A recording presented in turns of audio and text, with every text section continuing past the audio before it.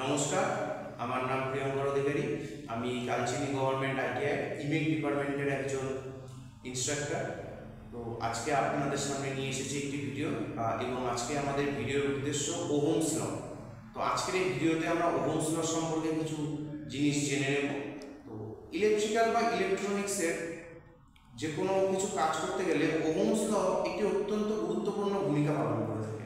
তো আজকে এই ভিডিওর মাধ্যমে আমরা জেনে থাকবো ওহমস ল কীভাবে ঠিক কাজ করে এবং ওহমস ল সম্পর্কে আমরা কিছুটা জ্ঞান এই ভিডিওর মাধ্যমে নেব। তো সর্বপ্রথমে বলে থাকি ওহমস লর যে সাধারণ ইকুয়েশনটা আছে সেটা হলো, দেখুন যদি আপনারা এখন ডায়াগ্রাম করে দেখেন তাহলে V divided by I into R.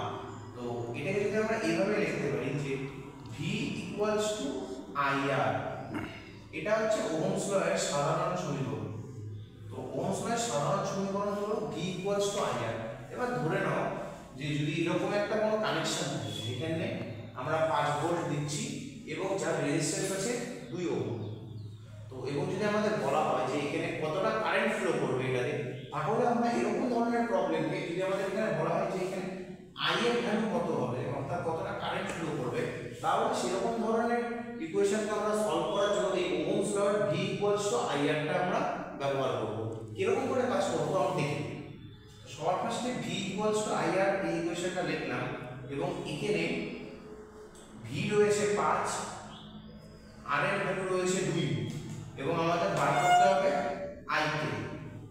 তো আমরা এখানে যদি নরমাল ভ্যালুগুলো পুট করি তাহলে ভি এর ভ্যালু হলো কত 5, আই কে আমাদের বার করতে হবে এবং আর এর ভ্যালু রয়েছে 2।